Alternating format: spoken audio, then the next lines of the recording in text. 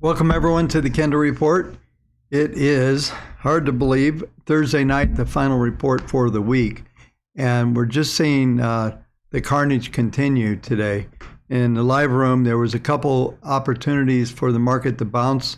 We actually about mid-session traded up almost positive. We almost went green on the day, and the sellers came back in control again and just knocked the crap out of the market, sold it down.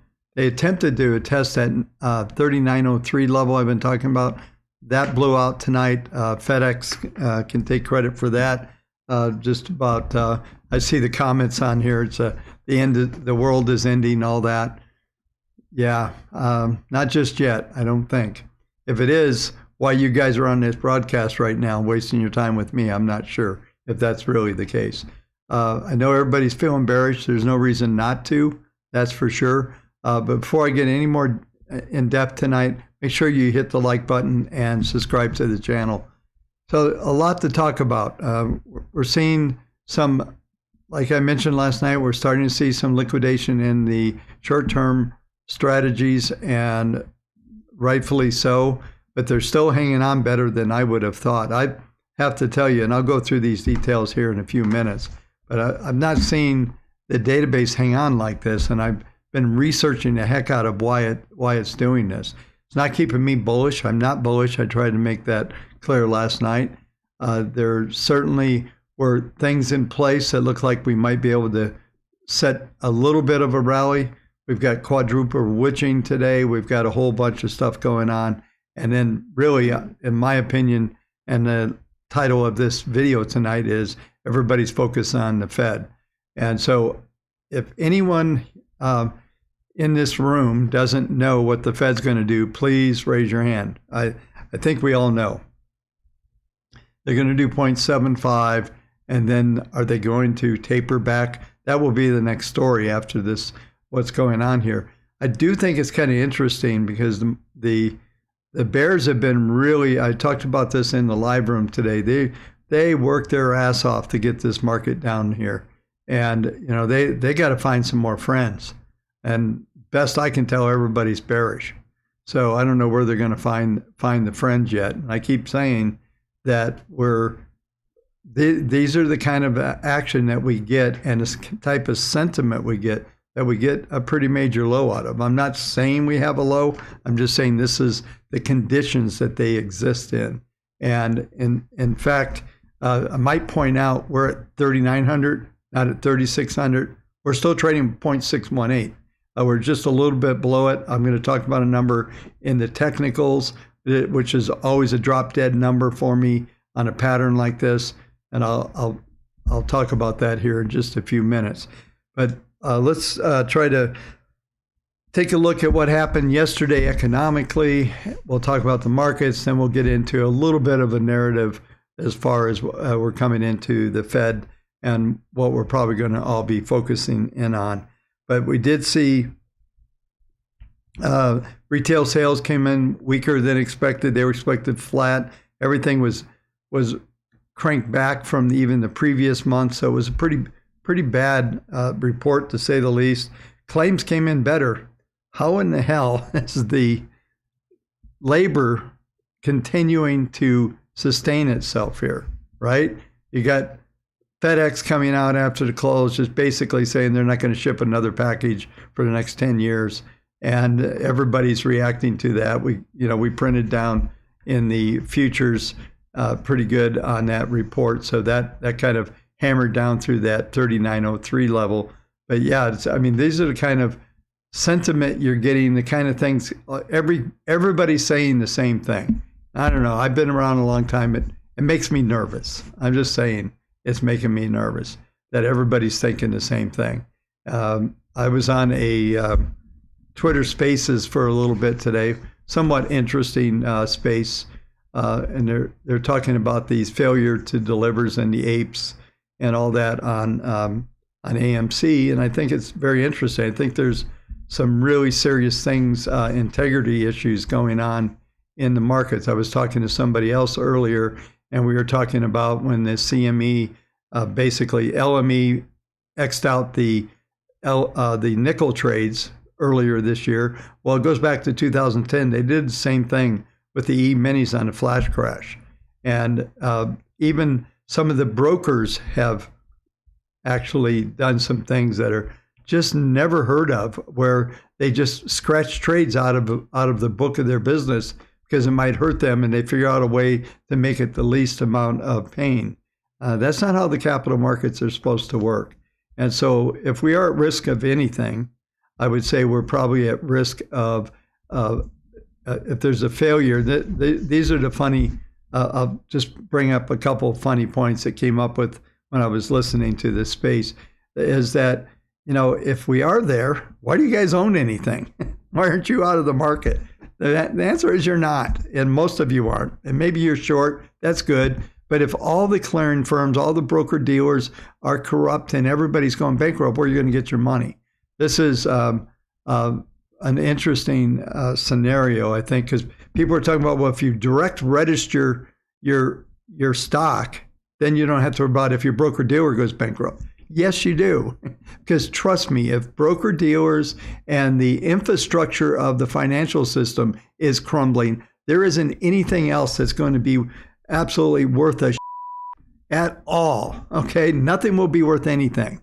So having your shares directly deposited, they'll be good to wipe your you know what with.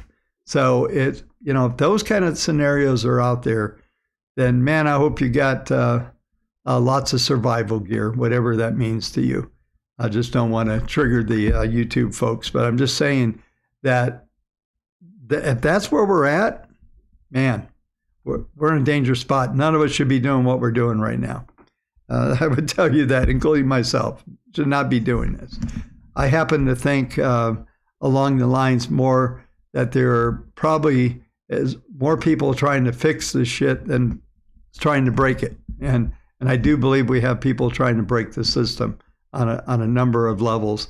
And I think they'd be happy to see, somehow they think they would be happy. Sort of like be one of those things, be careful what you wish for. But as far as the markets go, I'm going to show you a couple of charts. I'm going to show you charts that we use on intraday and trading and stuff. And right now we're getting upward projections, pushing up, not high, looking for back to 3,900 even, nothing big. I'll show them to you here in a minute. But the bottom line is, we don't really want the end of the world. I know we want to make profits. I'm not always an optimist, but we're sitting here right now. Like I said, we're still on a potential right shoulder, and I will give you the number where Bob is willing to capitulate if we close under this number. And like I said, the database is starting to get a lot of selling. There's a fair amount of selling the last last couple of weeks we've been selling. We were 84% bullish about 5 weeks ago, maybe. And now we are much less than that. I'll show you in a minute. And so we've sold of the, let's say of the 10,000 stocks we own less than around 4,000. So we've sold like 6,000 stocks. And so there's a lot of stuff that we've liquidated, a lot of things that have happened in this pattern. But I'm just looking at some of my other notes. 9 out of 11 sectors were down today. The FedEx story came out. Like I said, I'm joking. It's like basically they're saying, well, we're not going to ship any packages for 2 years. We're not going to make any money ever again. And that's sort of this catastrophic thinking that happens. And I'll just mention this because there's a really good book for everybody to read. Probably need to read it right now. It's Woulda, Coulda, Shoulda. And it talks about catastrophic thinking. And maybe there is a great debacle coming. And like I've been trying to tell you folks, and I've talked a lot about, is our institutional clients, people that use our software, we don't own very much of anything right now. So I'm not in the market. People are, there's a couple of trolls on Twitter always tell me all the misses that I've had lately. Listen, this is daily commentary.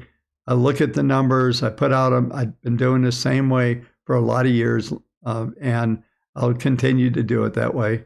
And I hope you keep watching. I hope you find value in what I do.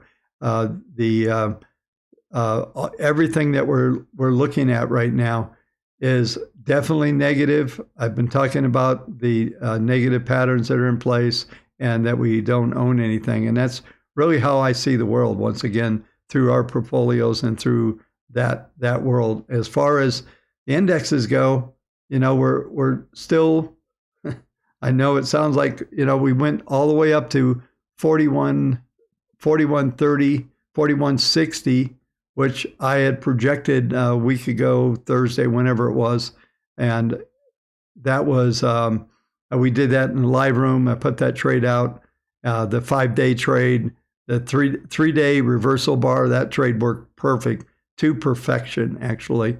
And so, we're just trying to figure out what's next in this markets. And so we'll go through the normal cycle. Let's go into the database. I'll show you what's going on there. It's starting to get more material. So let's go ahead and take a look at that.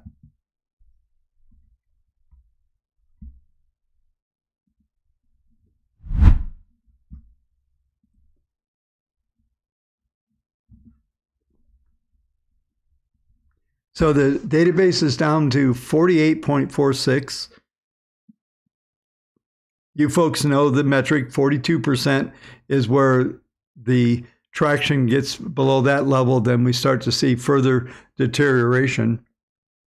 So we're still hanging in there. We're at 7,781 symbols long, 8,274 are out of positions, no trends, no position, no nothing. And if you look down, let me open this up full screen.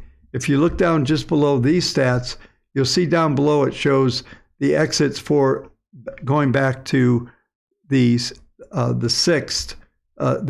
And you'll see we've had roughly 3,700 sells. We've had about 2,200 buys. So but we're down about a net 1,000, 1,200 on the rotation right now. And that puts us here where we are right now at the 48.46. Right now, none of the positions that we have on, almost everything's out, except for we're looking at some of the sectors, and I showed you these before, so I'm going to just bring this up for just a quick look here.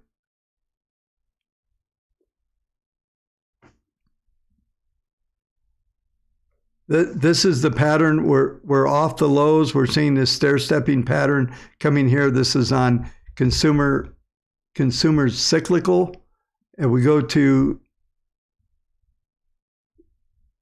back to the other sectors here.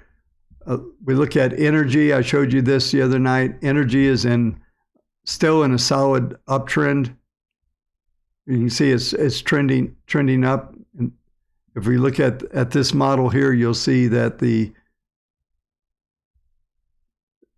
we are still trending up. PPMs have neutralized, so we're kind of flattening, but it's still in a general uptrend. The stuff that we own right now are things that are within these sectors and within these industry groups that are still long. And these are still in fairly good shape. Not every stock is going down. What is happening is the primary stocks, the Apples, the large caps, those are where all the action and the cash flow are. So there's some action back in the background that is interesting to take a look at. But if we go back over here, I'm just going to talk about the weekly database, which will get updated on Friday. It's 34%. So we're going to round off and say 7 out of 10 stocks have no position on intermediate.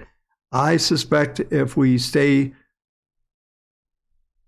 like where we are now, let's just say we close unchanged tomorrow, we're probably going to see some further attrition here and see this downtick just a little bit more, and we'll probably see the daily database continue to go down toward that 42%. It looks like it's starting to get into liquidation mode.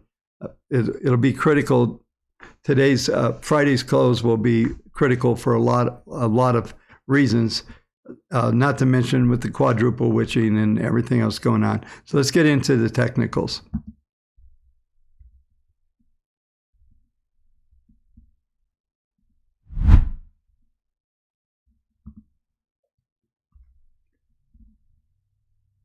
So taking a look at the S&P, we've continued to drift. It looked like we were going to rally for a couple of days. We rejected right off of the 10-period moving average. We had a high of 77. The 10 was 39.91. That was right just below R1. That was yesterday. And we look at today, so far today, S1 81, 38.81.50. And I'm going to give you the secret number for me. And the R1 is 39.38. So we've been 39.05, 87 low. We trade 94 last. So we're just kind of within S1, R1 right now. As far as any projections for today, you can see that we are, let me move this out of the way so you can see this. PPM1 is just about trend mode down, 0.23. It had started to improve during this little rally. We maintained. Now we're seeing it turn down. We're still above its second derivative. PPM2 is down minus 0.47, full-blown downtrend. That puts the major resistance up here at 40, right now 40.54, which is not even in play at the moment. And then PPM3 is also accelerating down, but it's only down 0.07. So all the major resistance overhead is pretty much right where we stalled, right at the 10 and 21. The other day we traded up to 75 on that intraday print on the news that came out on the CPI. We actually printed up before we collapsed, and we printed right into that range.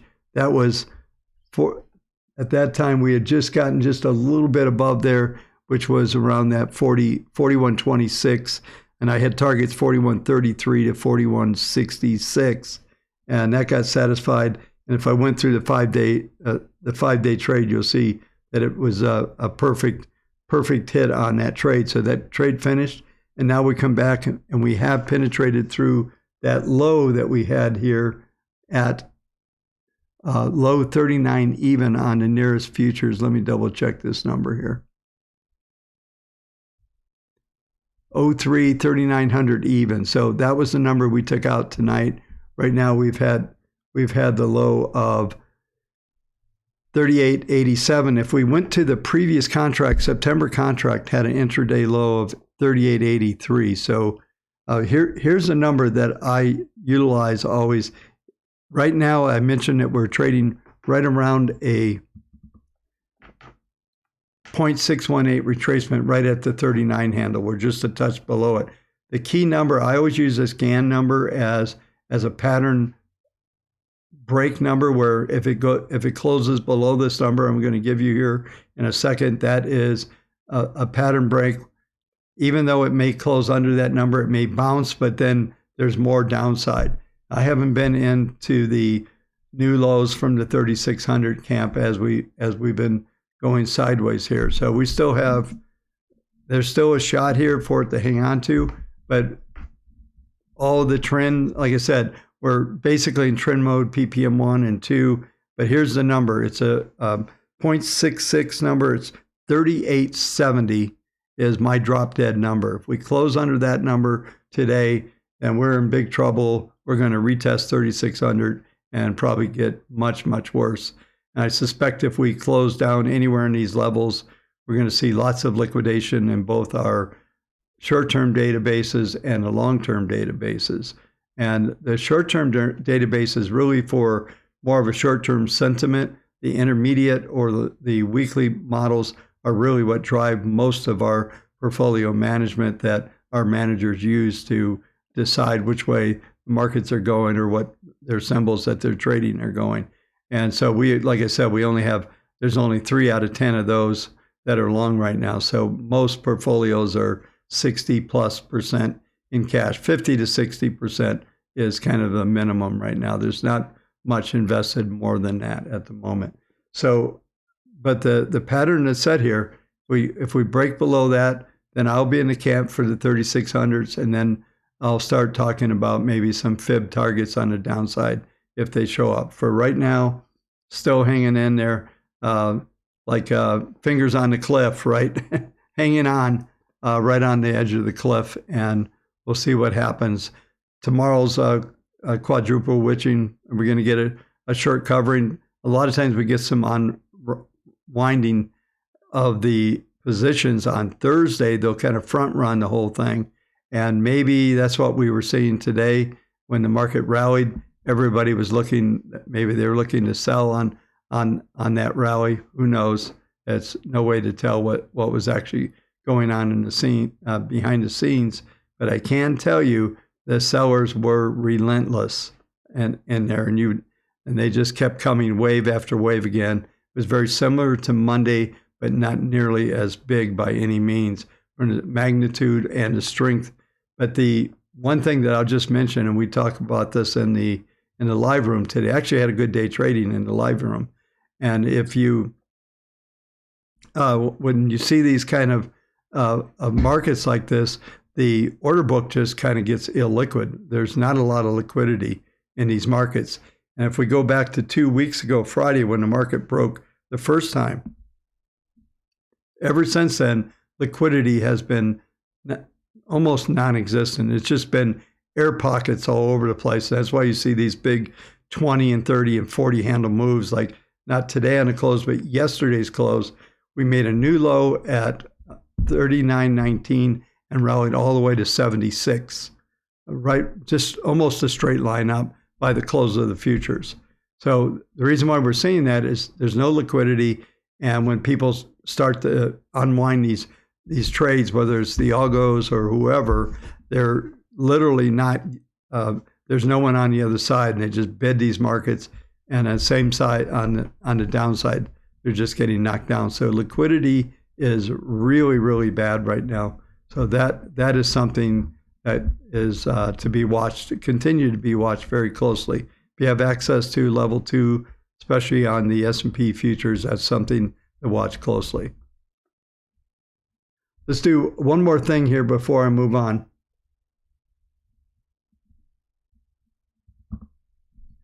Take a look at the weekly pattern, and we've got STX is 3904. We're trading at the moment, like I said, 38.95.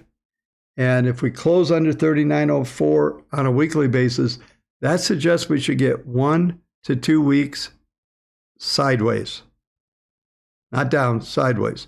Should be sideways to up if we get a close under 3904 today. So whatever that number is, then expect to see a sideways consolidation for up to 2 weeks. Doesn't seem that likely with the Fed and all the stuff we have to come out next week, but listen, they're going to have their best possible, every word that is getting crafted. They've already started the meeting. They're crafting all the words that Powell's going to say next Wednesday already. They already know what's going on. There's no necessity for a meeting. These guys talk every day. It's kind of a joke. It's this a point where they get some sandwiches, and they call up Subway and have some sandwiches carried in. They hang out, and the only thing they can't do is have some beers or some wine. So it's basically just a hangout party. They already know what the plan is. They're already crafting the words. They're doing everything. It's not like they're going to finish that meeting on Wednesday at noon and someone's going to craft up, here's all the talking points for Powell. No, they already have them. So we know that's what's going to happen.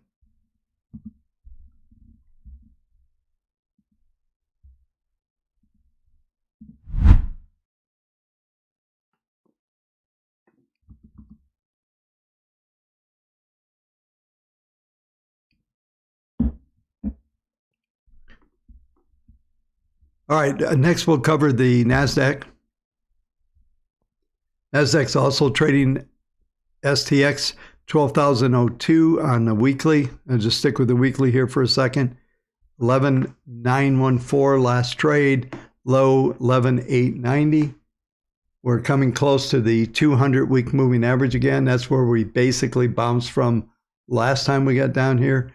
PPMs are negative 0.25, 0.59, 0.83. So NASDAQ full on intermediate downtrend. There's no denying that.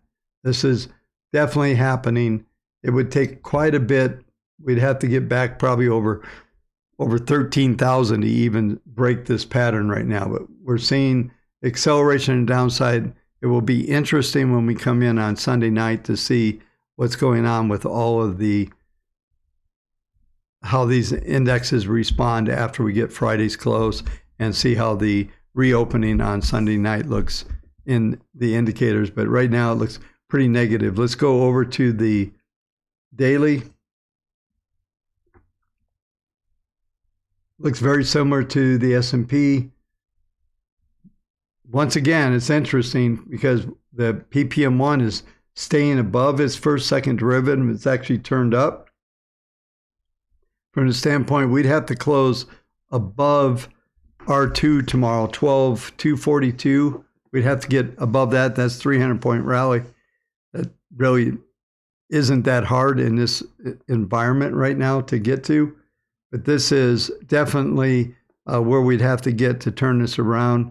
S1 is 11,896. So we basically have traded S1, S2, 11,772. The downtrend is equally as strong. PPM1 at 0.22, minus 0.22, minus 0.64. Both of those are downtrend mode. And the one thing I didn't mention, and this would apply to the S&P as well, is this is the 5th day down. Typically, we'll get these 5-3-5 patterns. They'll go down 5 days in a row. You'll see headlines. The 5th day down in a row. Sometimes it'll go 8 days. This pattern here, we could get 8 days and get 3 more days down. If we take out those numbers, then that will be important. Let me just do something here real quick for you folks, just so we have that drop dead number in the NASDAQ as well.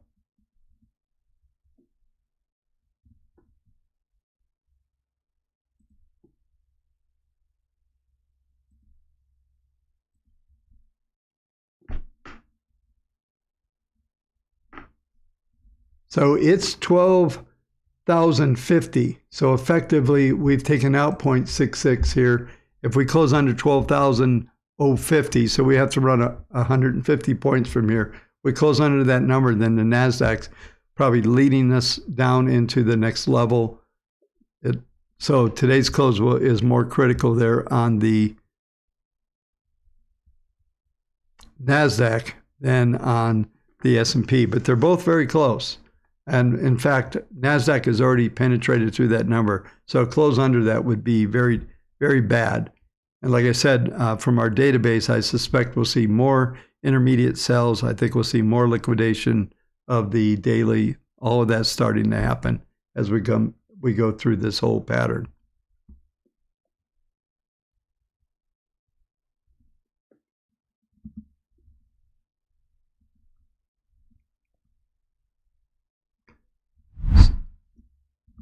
So let's talk about the Russell. I was talking about the cycle that is coming in today. Is the cycle low is today. We're going to have to do some impressive work here to confirm this cycle. Very seldom do we get a cycle in a low right shoulder like this and it not hold. The pattern here is much better. I talk about this every night. It's on a row of the basis. This pattern is much better than on the other symbols, just because we're not making a new low from this previous low. It's the only one, the only divergence out there that is not going to, not making the new low simultaneously with the other indexes. And this has been happening, I don't know, for months and months, as far as I can tell. This has just been the pattern that's unfolding. So whether this means anything that as a divergence or not, we'll see. For whatever reason, we're much better off. You can see even from the lows, we've got a much better pattern here. In fact, let me just draw that in so we have all these numbers, the same numbers here. Bear with me one second.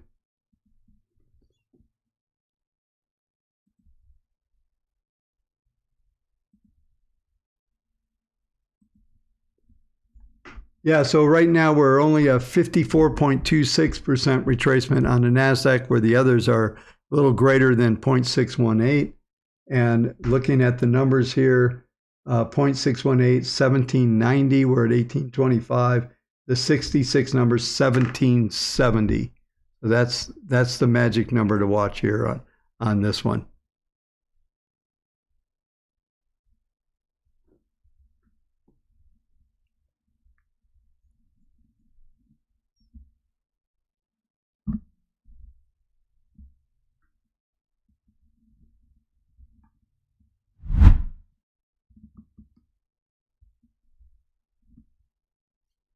Okay, next we'll look at the 10-year. 10-year continues to climb, and I've talked about this a lot. We went right into, this is the daily chart. Let me bring up the numbers on the market grid here. We're looking at, for Friday, R1 348, 351, 354. So we're starting to print up towards that 350 number. And this is to be expected. Listen, they're going to keep raising the Fed funds until we get to at least 350, possibility of 4%. And I still think ultimately what we'll see is, if all this demand destruction and FedEx is never going to ship another package and the economy is going to halt and the end of the world's going to happen, then you're ultimately going to see a hugely inverted curve where the front end, meaning the Fed funds, are the highest, and everything behind it, no matter how long out you go, is lower than the Fed funds. That is basically would be the pattern that I'm expecting over the long term to unfold. And by long term, I mean over the next couple of quarters. I do expect that. I've drawn that in for you in the past on talking about yield curves, and that's probably what's going to happen. So let's just go over, and I talked about a couple of numbers here, and we've got two fib targets right now, 360, I'm rounding off, and 378 are two upward targets. We're trading all the way up to near the RXT number, that's 3.50. We printed 3.47. 3.458 is R3, so we're printing just above R3, almost to the RXT number. That was the extreme that is projected within the expected volatility for this week. When you see this market grid, what that's doing is actually projecting out what the high lows are likely to be. And if we look at this, we had 326. The S1 was 327.8, so we went just below that. And on the upside now, 350 is the RXT, and we're trading in between R3 and RXT right now. And then we have these fib targets that are still valid here. You'll see down at the bottom of this pop-up that's on the page here, 359.6, so I'm calling it 360, and 378, 377.9. So that is where yields could continue to go to.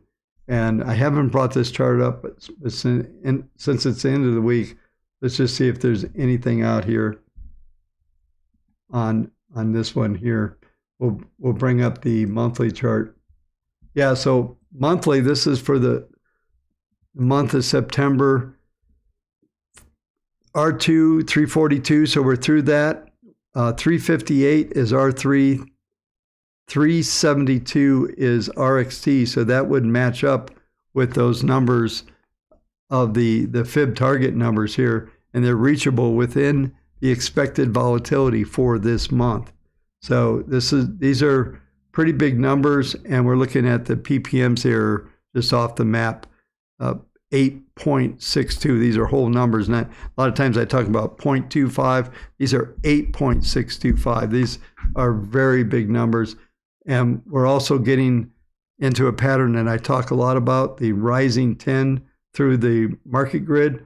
So the 10 period moving average rises up through the market grid, and that's a very bullish signal. So some of these older Fibonacci targets over here were 381, 411 is out there as a potential target. That's a pretty big number. When you look at these PPMs down below here, those are just insane angle of attack. This is just big stuff going on. So this is not going anywhere anytime soon. And like I've talked about, probably around 320, 325 is probably the bottom end for the 10-year if there's any pullbacks in yields or the bonds decide to rally. Right now, they're just taking everybody out. One of the things I've talked a lot to our advisor group about is the 60-40 strategy. And right now, think about this. You got bonds going in the tank.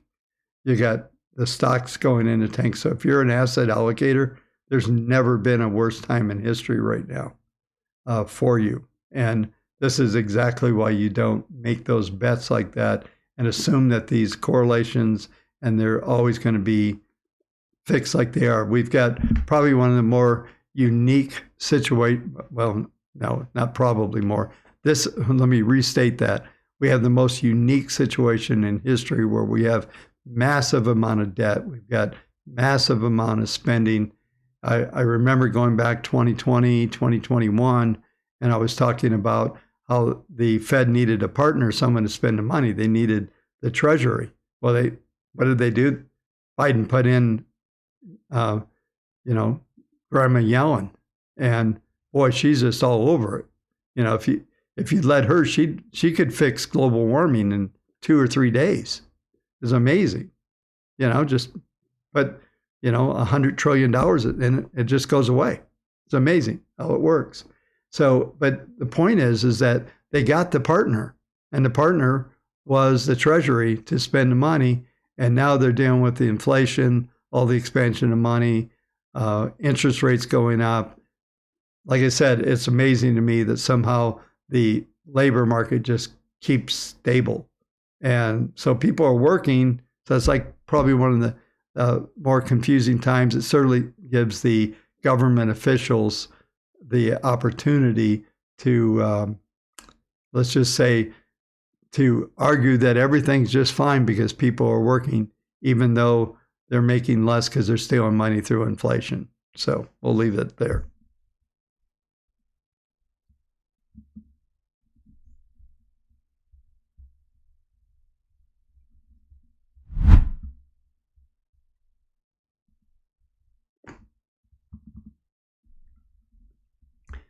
Well, just stay with monthly here. We're on crude oil. And crude has that rising 10 through the market grid. The issue that's going on here right now, we still have a strong 10-period moving average on a monthly. It's at 89.14. I still think the market's going to be attracted around between where we're trading again, 84.87 was S1 on the monthly, S2, 80.14. If you look at the low this month, 80.75, the high 89.94. So we're just below S2 R1 for the month so far, and we're only halfway through. So we've got a couple more weeks to do. And I just mentioned this while we're here, is I will start to focus in on the end of the quarter and what this means, that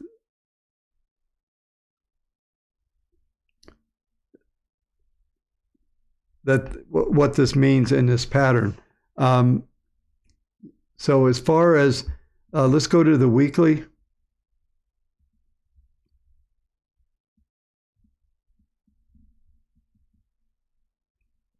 Weekly, we're getting that crossover of the 1021. So this is, in my opinion, we'll start to set up some kind of bottom here in this pattern, and that should stabilize, but we're going to stay, I'm just going to stick with probably 80, where we're trading right now, 84, as low as 80 to 92 is going to be the range on crude. I think we'll stay in that range.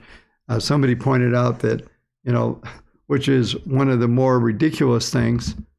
So first you restrict all of the production of U.S. oil. Now you're saying you're going to start to replenish the oil that you I'm trying to put this together because it makes no sense.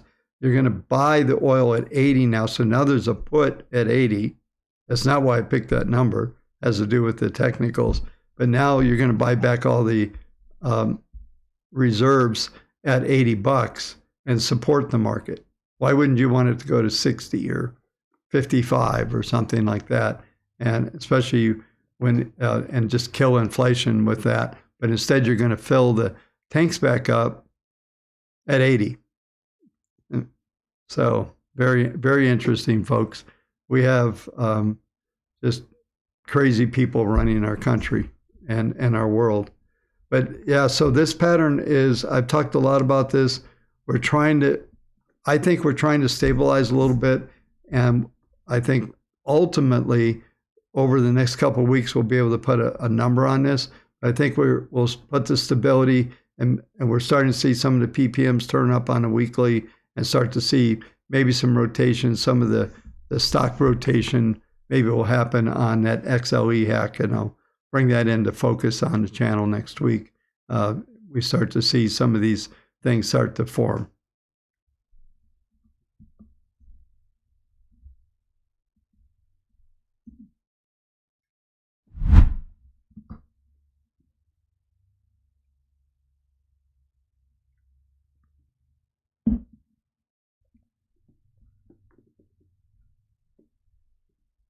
Okay, so we're at gold. This is the weekly gold. Talking about the cycle low that's supposed to come in. Well, it is kind of double interesting. I've been also talking about how gold probably belongs at 1,500. We finally broke it down, 1,672. Fib projections, 1,620 is the min. But right now, as it stands, if we close under 1683, we're going to get an STX buy signal. And if that happens, then we're probably looking at maybe stabilizing next week. It's going to be interesting how we set up next week. I'm looking forward to my Sunday broadcast as much as some of you are. I don't know what exactly to expect in the configuration. We'll see how it sets up. We'll see how the database is looking, all of these elements. So we should be able to have a fun party on Sunday night for sure. But this gold setting down here, we could see it accelerate here. The last couple of times we did have this little cycle low come in where I have my cursor right now on the 22nd. It came in at 1696 and we rallied up to 1818. So that was a decent rally. And the low that we made, like I said, was 1696. Now we are sitting here at 1668. So we took out that low. So we are stair-stepping this market down over time. And it would not surprise me at all that we end up getting to this low target of 1620. I don't know how this cycle is going to play out. I'll just wait and see from that standpoint.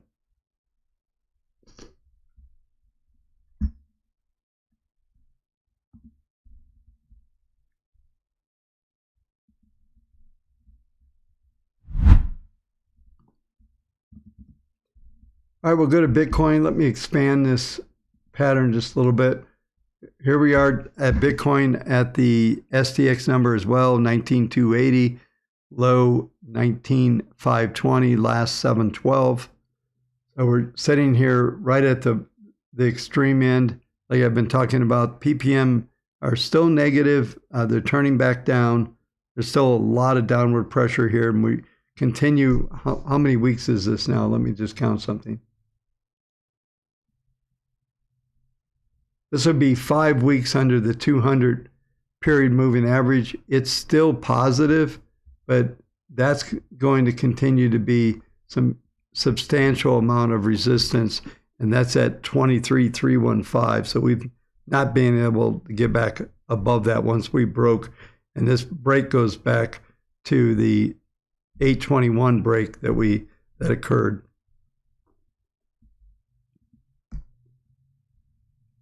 like I said, PPM's all coming in. This chart goes from Sunday to Sunday, so I'll update this on Sunday night. But this is a critical level, and as I've talked about multiple times, the critical zone here is this 18,635. We take that low out, you can get a swing objective to about 12,000 or something on this. And so this is starting to look pretty negative, to say the least. And let me just come back up for some final comments. And I think with market sentiment like it is right now, which is so bloody negative, like I said, try to find, I don't think if you went through every comment that you folks have made tonight during this stream that you'd find one positive one.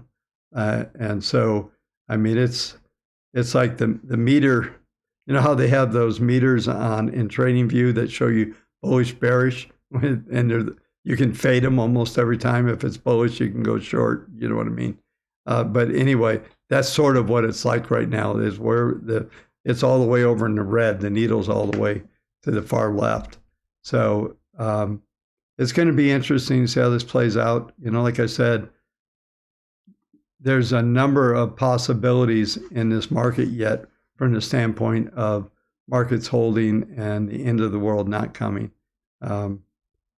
Yeah, I just think it's very interesting, at least from the standpoint of looking at things from a guy who's been around the markets for as long as I have, and started hearing people talking about multiple major brokers failing, all that stuff, and then they talk about their stock value. It's like, try to think of that. Everything around you, the entire I said this earlier, I'm kind of stuck in this loop, but all these big financial institutions are going to go, but you direct deposit yourself with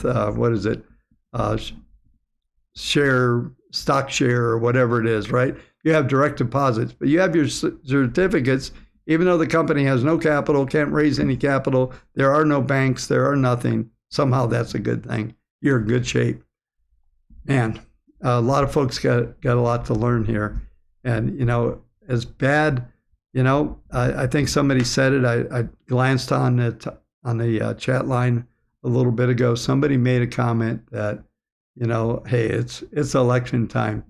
Are they going to try to? They're going to try to come up with. They got to come up with something. I mean, what do the Democrats run on if the market's tanking and all this stuff is happening, right? What are they going to say? Our policies are working. They're going to blame Donald Trump again for something he hasn't done for 2 years. You know, the one thing that nobody's admitted that's in current administration right now is that they're still on the tax cuts that Donald Trump put in place. They're still operating on 2018 tax cuts. If it wasn't for that, then everybody on here would be right. The market would be at zero, and we would be running around with our muskets protecting ourselves. So, you know, just I'm going with my brother on this one. When things get this broken, there's a lot of people trying to figure out how to fix it, and certainly there's a lot of people that want to survive. So they're going to have to do something. I don't know what's going to come out of this, folks. I just know right now I don't own very much of anything, so I don't feel too vulnerable. And anybody that's our customers, institutionally wise, I know you don't either. And that's exactly how you should feel in this moment. I remember when Lehman failed, we were literally 100% in cash, and coming into September before Lehman announcement. And when it failed, my joke was we were sitting on the beach drinking pina colada where everybody was bleeding and on Wall Street, and the markets were crumbling. We didn't get back in until 2009. And actually February and March of 2009 is when we started buying for the first time. And so, you know, all I'm telling you folks is things are bad. Things look really, really bad. And I would suspect that we're going to see some more downward pressure. We're just hanging down here under 3,900 on the S&P, just taking a quick glance. But, you know, just know that be careful with your money and how much you expose yourself. And if you're short and you're playing that, you're still exposed. And a lot of times your short positions have double the beta of a long position. So if you get it wrong being short, they take the money back really quick. And that's something that I think everybody that's short thinks they're safe short. This thing rips around for some reason, whatever, made up or otherwise. The volatility of a short position is way worse. Just try trading. I know a bunch of you have traded the SQs, TQs. I have as well. And I can tell you, when those things turn, you better be moving quick, because they're moving 5 times as fast as the market, and the market's moving fast. So a lot of these inverses and a lot of these short strategies can turn on you pretty quick. They're worse than a mad rattlesnake when you've got them. When you got them right, you've got them right. Enjoy, but be really safe out there, because I think things are crazy enough that anybody would. You come into these times with the Fed and all of these types of situations we're going. I mean, where we're at right now, and there's just so much vulnerability. I mean, you got Michael Burry, you got Ray Dalio screaming 20% down from here. I mean, Ray. I don't even know if Ray's still on the board of his fund anymore. I think he is, but the point is that everybody. So just be cautious and, look for your targets, take your profits, bank them, do those things. That's where you do best. Those you've been in the live room, you just got to grab those trades when they're happening, especially day trading. You don't get greedy. And this other stuff, especially shorting and trading indexes, you got to take the money when it's there. So anyway, good luck, everyone. I won't talk to you again until Sunday night. And we do have a Discord meeting with those folks, the moderators. Don't forget, 1 o'clock on Discord. We'll see you over there. And have a great night, everyone. I think this is historic times that we're living through, for sure. And, some of the stuff I heard on some spaces tonight, there's some potential that some of these broker dealers and these market makers have really stepped beyond their bounds. And I won't go into that tonight. Maybe I'll do a separate video on it if I get motivated. But just know it's pretty treacherous out there. So good luck. Let's hope that no broker dealer fails. I worked with one that did fail, and I can tell you it was ugly as hell. And it was not fun. And there was nothing good happening around it. And when Lehman failed and all that, those were not good times. And while there was some money to be made on the short side, those were not good times. We really would like to see more stability, at least I would, from the standpoint. I still love this country and hope it does well overall. I don't want to see this catastrophic thing that everybody's talking about. So we'll see what happens. And I'm certainly ready for it if it happens, but I hope it doesn't. Anyway, with that great bright note, have a great evening, and I will talk to you folks on Sunday night. Have a good day trading tomorrow. Get through quadruple witching, and we'll see you on Sunday night. Thanks so much for watching. I really appreciate it.